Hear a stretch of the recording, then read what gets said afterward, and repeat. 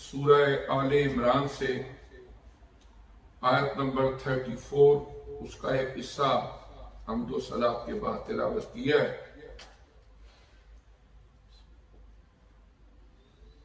آج ہم حضرت سیدنا عیسیٰ علیہ السلام کی ذات کے حوالے سے قرآن پاک میں جو حقائق بیان ہوئے کچھ عرض کریں گے۔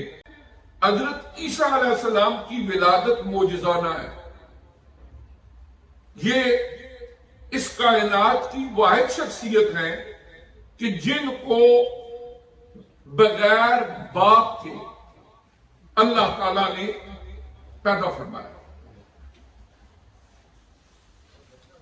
اور حضرت عیسیٰ علیہ السلام کی کہ صرف والدہ ہیں حضرت مریم علیہ السلام، تو اللہ تعالیٰ نے سورہ آل عمران میں پہلے حضرت مریم علیہ السلام ان کا ذکر فرمایا۔ حضرت مریم علیہ السلام ان کی والد کا نام تھا عمران، اور ان کا انتقال ہو چکا تھا، اور ان کی والدہ نے ایک منت مانی۔ جب وہ پریگننٹ تھی تو ان کے خامند فوت ہو گئے۔ اب انہوں نے منت مانی کہ اے اللہ پاک، تو مجھے بیٹا عطا فرما اور میں اسے بیت المقدس کی اس مسجد کی خدمت کے لیے وقف کر دوں۔ کوئی دنیا کا کام ان سے نہیں لیں گے، ان کا کام یہی ہوگا کہ اس مسجد میں رہیں، اس کی صفائی کریں، اس کی انتظام کریں، اللہ کی عبادت کریں۔ میں اس مسجد کے لیے وقف کر دوں گی، اے اللہ پاک تو مجھے بیٹا عطا فرما۔ انہوں نے نظر مانی۔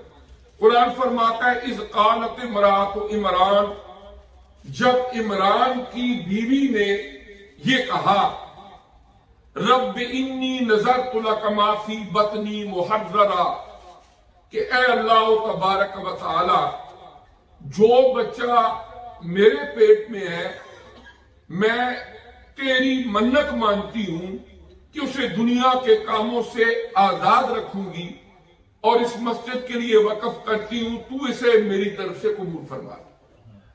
یہ منت مان رہی ہے حضرت مریم علیہ السلام کی والدہ، اور قرآن پاک کی سورہ آل عمران میں اللہ تبارک و تعالیٰ نے اس کو ذکر فرمایا، انک انت السمیع العلیم، اور وہ عرض کرتی ہے کہ اے رب ذوالجلال، بے شک تو سننے والا ہے اور سب کچھ جاننے والا ہے۔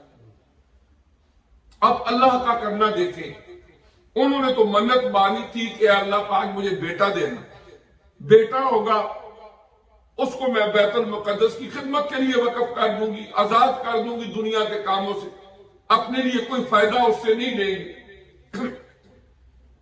فلما ودعتھا،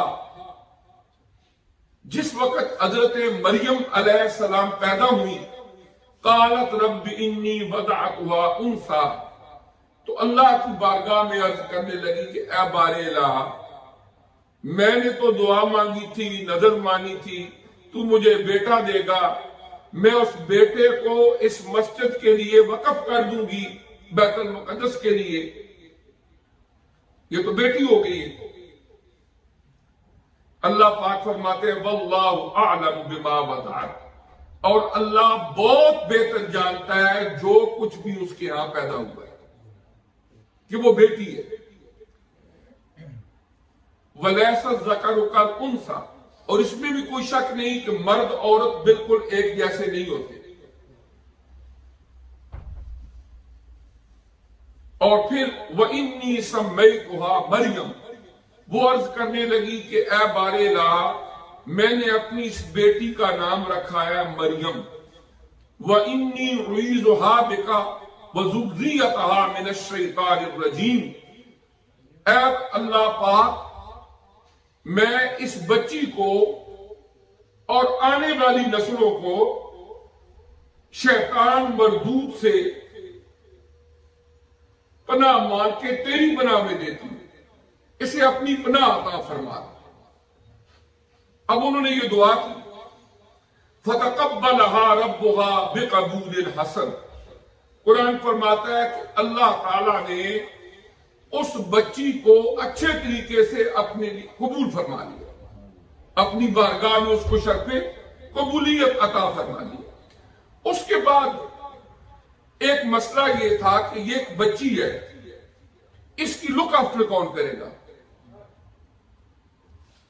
अब बैतुल मुकद्दस में एक उजरा था, वहां हजरत मरियम अलैहिस्सलाम रहती, और जो इनके वालिद थे हजरत इमरान, वो अपने कबीले के एक बहुत बड़े सरदार थे, उनका इंतकाल हो चुका था। अब मुख्तलिफ लोगों की ख्वाहिश ये थी कि इनकी देखभाल की जिम्मेदारी हम अपने जिम्मे लें। फिर हजरत ज़करिया अलैहिस्सलाम वो हजरत मरियम अलैहिस्सलाम के खालू थे, यानी इनकी खाला का नाम मुख्तलिफ मुफस्सरीन ने लिखे अशिया, आखिर में आइन है अशिया, वो इनकी खाला थी। और उनके खामन थे हजरत ज़करिया अलैहिस्सलाम। तो हजरत मरियम अलैहिस्सलाम के खालू हजरत ज़करिया अलैहिस्सलाम को ये ड्यूटी दे दी गई कि तुमने हजरत मरियम अलैहिस्सलाम की यहां पर देखभाल करनी है, इनकी लुक आफ्टर करनी है। कुल्लमा दखला अलैहा ज़करिया अल-मिहराब, कुरान फरमाता है कि जब भी हजरत ज़करिया अलैहिस्सलाम उस उजरे के अंदर तशरीफ लाते उस बच्ची की देखभाल के लिए, वजद इंदहा रिज़्क़ा, तो वो देखते कि उसके पास रिज़्क़ पड़ा हुआ है, तरह तरह के फल पड़े हुए हैं, खाने पड़े हुए हैं। काला या मरियम अन्ना लकी हाज़ा, हजरत ज़करिया अलैहिस्सलाम सवाल करते हैं और पूछते हैं कि ए मरियम, ये कहां से आ गए कि मैं तुझे यहां छोड़ के गया,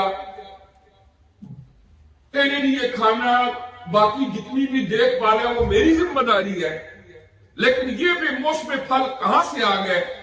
कालत, तो हजरत मरियम अलैहिस्सलाम ने जवाब दिया, हुवा मिन इंदिल्लाह, ये अल्लाह की तरफ से। इन्नल्लाह यर्ज़ुक़ु मन यशाअ बिग़ैरि हिसाब, अल्लाह ताला जिसको चाहता है बेहिसाब रिज़्क़ अता फरमाता है। अब मुफस्सिरीन किराम ने लिखा कि जो कुरान पाक में इसके साथ ही एक दूसरा वाक़या है कि हजरत ज़करिया अलैहिस्सलाम बुढ़ापे की उम्र को पहुंच चुके थे, अभी उनकी औलाद नहीं थी। उनकी अहलिया वो भी जिंदगी की उस स्टेज को पहुंच चुकी थी जिसको सिन्ने अयास कहा जाता है। अब लोग होपलेस हो जाते हैं औलाद से कि अब इस उम्र में औलाद पैदा नहीं होगी, बूढ़ी हो चुकी थी। जिस वक्त हजरत सैयदा मरियम अलैहिस्सलाम, जो अल्लाह की नबिया नहीं है, वलिया है, एक नबी की वालदा है लेकिन अल्लाह ताला की वलिया है, उनके पास जब बेमौसम फल देखते तो उन्होंने अल्लाह की बारगाह में उसी हुजरे की दहलीज पे खड़े होकर दुआ मांगी कि ऐ रब्बे जुल जलाल, अगर तू अपनी इस नेक बंदी को ये बेमौसम फल अता कर सकता है तो तू अला कुल्ल शैइन कदीर है, मुझे बेमौसमी औलाद भी अता कर दे। ऐ अल्लाह पाक, मुझे कोई बेटा अता फरमा दे।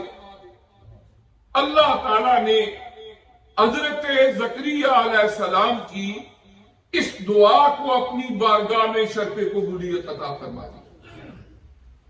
अब क्या हुआ कि ساتھ نام بھی بتا دیا. فرمایا ہم آپ کو بیٹا عطا کریں گے. اللہ پاک نے فرمایا اور اس بیٹے کا نام ہوگا یحییٰ. حضرت یحییٰ علیہ السلام حضرت زکریا علیہ السلام کے بیٹے ہیں جو اللہ کی ایک ولی آ کے اجرے اعتکاف کے دہلیز پہ کھڑے ہو کر دعا مانگنے کے نتیجے میں اللہ نے عطا فرمائی. یہ اللہ نے قرآن میں ارشاد فرمایا. اب اللہ تعالیٰ نے حضرت یحییٰ علیہ السلام دی. اس کے درمیان ایک بات یہ کہ جب انہوں نے یہ سنا کہ اللہ کی طرف سے یہ جواب آ گیا ہے, اللہ کے نبی تھے جس وقت کے اللہ بیٹا عطا فرمائے گا, تو انہوں نے عرض کی کہ میں تو زندگی کے اسٹیج کو پہنچ چکا ہوں, بیوی میری بوڑھی ہے, اب کیسے مجھے بیٹا ملے گا؟ تو اللہ پاک نے فرمایا کہ وہ ہر چیز پر قادر ہے, وہ آپ کو بیٹا عطا فرمائے گا. اس کے لیے کچھ ناممکن اللہ تعالیٰ نے وہ بیٹا عطا فرما دیا. اور مفسرین کرام نے یا ایک بات یہ لکھی کہ دعا جو ہے نا, دعا یہ اللہ کے سوا آپ کسی سے نہیں مانگ سکتے. دعا اللہ کے سارے نبی جو اس زمین پر آئے, قرآن پاک میں حضور نبی کریم علیہ السلام کی دعائیں موجود ہیں. رب زدنی علما. حضرت آدم علیہ السلام کی دعا موجود ہے, ربنا ظلمنا انفسنا وان لم تغفر لنا وترحمنا لنكونن من الخاسرین. حضرت ایوب علیہ السلام بیمار تھے, اللہ سے شفا یابی کی دعائیں کرتے رہے. اللہ کے اور کئی نبیوں کی دعائیں موجود ہیں. دعا اللہ سے ہی مانگی جا سکتی ہے, لیکن جو اللہ تعالیٰ کے نیک برگزیدہ بندے ہوتے ہیں, جو اللہ کے ولی ہوتے ہیں, انہیں عرض کرنا کہ آپ میرے لیے دعا کر دیں, یا وہاں پر جہاں ان کا مرکز ہے کھڑے ہو کر اللہ سے مانگنا کہ اللہ پاک تو ہی سب کچھ عطا کرنے والا ہے, اپنے نیک بندوں کے وسیلے سے مجھے یہ کچھ عطا کر دے. اس میں شرم کوئی تو بات نہیں ہے. ہاں, اگر کوئی بندہ اللہ سے نہیں مانگتا اور کسی قبر پہ جا کے قبر والے سے ہی کہتا ہے کہ تو نہیں مجھے دینا ہے, اللہ کو, اللہ کی توحید کو بھول جاتا ہے, تو یہ جہالت ہے. تو اس طرح یہ ہے کہ حضرت زکریا علیہ السلام نے دعا مانگی, اللہ نے دعا قبول کر لی, اور پھر وہ بیٹا عطا بھی فرما دیے, اور پھر اللہ نے ان کے بیٹے حضرت یحییٰ علیہ السلام کو بھی نبوت سے سرفراز فرمایا. یہاں پر ایک چھوٹا سا واقعہ کہ میاں عبد الرشید صاحب نور بصیرت کے نام سے پاکستان کے اخبار نوائے وقت میں بہت عرصہ ایک کالم لکھتے رہے. 90 یا 89 میں ان کا انتقال ہوا تھا, لاہور سمن آباد میں وہ رہتے تھے. انہوں نے ایک دفعہ ایک نور بصیرت لکھا, اور اس کی کٹنگ اب بھی میرے پاس موجود ہے, اگر کسی نے دیکھنا ہوئی تو اس کو میں دکھا بھی دوں گا. انہوں نے ایک چھوٹا وہ کالم لکھتے تھے, انہوں نے نور بصیرت, اب بھی نور بصیرت آتا ہے نوائے وقت میں, لیکن اور اب کوئی اور ساتھی لکھتے ہیں, ان کا انتقال ہو چکا ہے. انہوں نے لکھا ہے کہ کوئی 1944 یا 45 کی بات ہے, وہ کہتے ہیں کہ میرا جوانی کا دور تھا, تو لاہور کے اندر ایک بزرگ تھے, اللہ کے نیک بندے تھے, تو وہ کہتے تھے کہ میں پنجاب کا روحانی گورنر ہوں, اور لوگوں کو کہتے کہ اگر آپ نے اللہ تعالی کی بارگاہ سے کوئی اپنی عرضی منوانی ہے تو آپ درخواست لے کے لے آئیں, میں اس پر سائن کروں گا, اللہ تبارک و تعالی رحم فرمائے. اچھا, لوگ چلے جاتے. وہ کہتے ہیں کہ اس زمانے کے اندر جو میرا نظریہ تھا وہ یہ تھا کہ یہ جتنے بھی بندے ہوتے ہیں یہ سارا ڈھونگ ہوتا ہے، کچھ نہیں ہوتا، یہ فراڈ ہے سارا، لوگوں نے یہ کچھ بنایا ہوا ہے۔ اور اس میں کوئی شک نہیں کہ اگر جھوٹے نبی کا دعویٰ کر سکتے ہیں، جھوٹے خدائی کا دعویٰ لوگ کر سکتے ہیں، تو جھوٹے ولی کا دعویٰ کوئی ناممکن تو نہیں ہے، لیکن اس سے اصلیت کا انکار یہ حماقت ہے۔ وہ کہتے ہیں کہ ایک دن میرے دل میں خیال آیا کہ چلو میں بھی چلتا ہوں اور جا کے بابا جی کے پاس ایک عرضی لے کے جاتا ہوں۔ وہ کہتے ہیں کہ میں ایک عرضی لے کر گیا تو میں نے کوئی دنیا کی چیز نہیں مانگی۔ کہتے ہیں کہ میں صحافی تھا، کالم میرا لکھتا تھا اخباروں میں، میں نے انہیں یہ کہا کہ میری عرض یہ ہے کہ آپ اللہ کی بارگاہ میں دعا کریں کہ اللہ تبارک و تعالی مجھے اپنا اور اپنے نبی کا عشق دے، مجھے یہ چاہیے۔ وہ کہتے ہیں کہ ان بزرگوں نے جب وہ دیکھا تو کہنے لگے کہ تم اس طرح کرو، چلے جاؤ حضرت داتا گنج بخش رحمت اللہ علیہ کے مزار پر، وہاں جا کے کھڑے ہو کے اللہ سے دعا کرو کہ اے اللہ پاک یہ تیرے نیک برگزیدہ بندے ہیں، ان کے وسیلے سے مجھے اپنے نبی کی محبت دے اور انشاءاللہ تمہاری یہ عرضی قبول ہو جائے۔ وہ کہتے ہیں میں نے کہا یہ تو شرک ہے، میں وہاں جا کے ایک قبر کے سامنے جا کے وہاں اللہ تعالیٰ سے مانگوں، میں نے نہیں یہ کرنا۔ وہ کہتے ہیں میں نے انکار کر دیا۔ مسکرائے اور فرمانے لگے اس طرح کرو اندر نہ جانا، جو باہر گلی ہے نا وہاں کھڑے ہو جاؤ، درمیان میں تو دیواریں ہوں گی، گلی میں کھڑے ہو جاؤ اور وہاں جا کے اس زمانے میں جیسا بھی ہوگا وہ حالات، اس گلی میں کھڑے ہو کر اللہ تعالیٰ کی بارگاہ میں دعا کرنا، اے اللہ پاک مجھے اپنے نبی کا عشق دے دے، محبت دے دے، اور پھر دیکھنا کیا ہوتا ہے۔ وہ کہتے ہیں میں نے سوچا چلو یہ تو کوئی شرک نہیں ہے نا، میں نے کون سے قبر کے پاس جانا ہے، میں نے تو گلی میں کھڑے ہونا ہے۔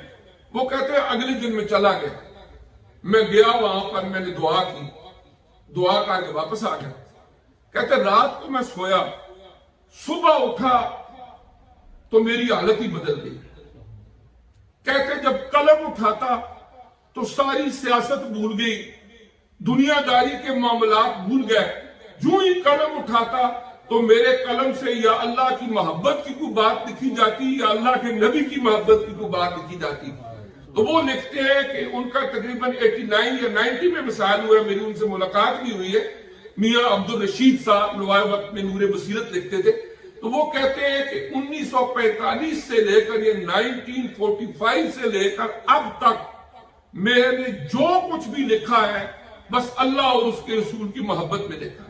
کہتے ہیں اس وقت وہ یہ بات سمجھ آئی کہ یہ اللہ تعالیٰ کے جو ولی ہوتے ہیں، جو اولیاء اللہ ہوتے ہیں، ہر جگہ یہ ڈھونگ نہیں ہوتا، بلکہ جو اللہ کے حقیقی ولی ہوتے ہیں واقعی اللہ پاک ان نیک بندوں کے وسیلے سے بہت کچھ عطا کرتا ہے۔ تو یہ ایک ضمناً بات آ گئی کہ حضرت زکریا علیہ السلام اللہ پاک نے جب ان کی ایک ذمہ داری لگائی کہ تم نے حضرت مریم علیہ السلام کی کفالت کرنی ہے، تو وہ بے اولاد تھے، انہوں نے حضرت مریم علیہ السلام کے اجرے کے پاس کھڑے ہو کر اللہ سے دعا مانگی، اے اللہ مجھے بیٹا عطا فرما، اور قرآن فرماتا ہے کہ ہم نے ان کو بشارت دے دی کہ ہم تمہیں بیٹا عطا کریں گے اور اس کا نام ہوگا یحییٰ، اور پھر وہ بیٹا اللہ تعالیٰ نے عطا بھی فرمایا۔ اور اس طرح حضرت مریم علیہ السلام جس وقت جوان ہوگی، اب حضرت جبریل علیہ السلام آئے، انہوں نے جب ان کے پاس آئے تو قرآن فرماتا ہے کہ وہ کہنے لگی کہ تم کون ہو، کہاں سے آئے ہو؟ انہوں نے اپنا تعارف کرایا کہ مجھے اللہ نے بھیجا ہے۔ انہوں نے گریبان میں پھونک ماری، حضرت مریم علیہ السلام پریگننٹ ہوگی۔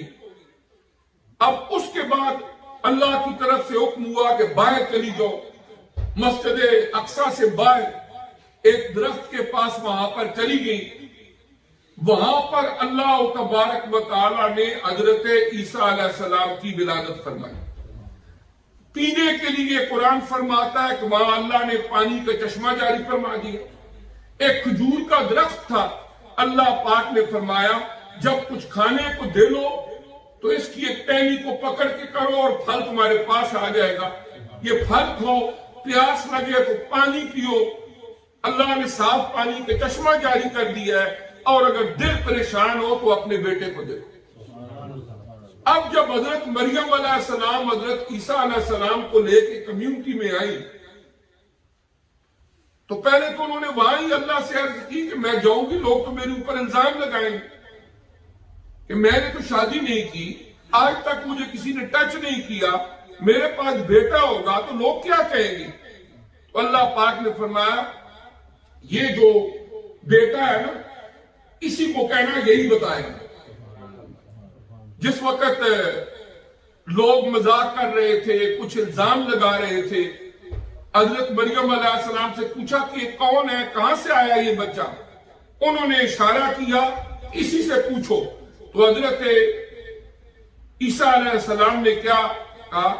انی عبد اللہ، کہ میں اللہ کا بندہ ہوں، آتانی الکتاب، اللہ نے مجھے کتاب عطا کی ہے، وجعلنی نبیا، اور اللہ نے مجھے نبی بنایا ہے، وجعلنی مبارکن اینما کنت، میں جہاں بھی ہوں گا اللہ مجھے برکتیں عطا فرمائے گا، وَأَوْصَانِي بِالصَّلَاةِ وَالزَّكَاةِ مَا دُمْتُ حَيًّا، جب تک میں زندہ رہوں گا اللہ نے مجھے وصیت کیا میں نماز پڑھتا رہوں اور زکوٰۃ دیتا رہوں۔ اور اسی طرح حضرت عیسیٰ علیہ السلام نے وہ سارا تعارف اپنا کرا دیا کہ میں کون ہوں۔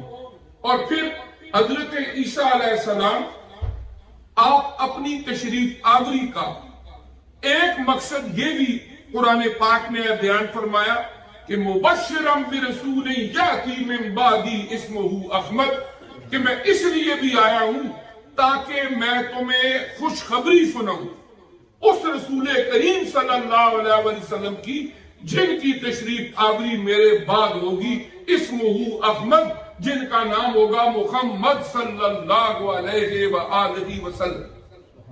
ویسے تو جو بائبل ہیں ان کی کئی ایک قسمیں ہیں، ان میں ایک برناباس بائبل ہے۔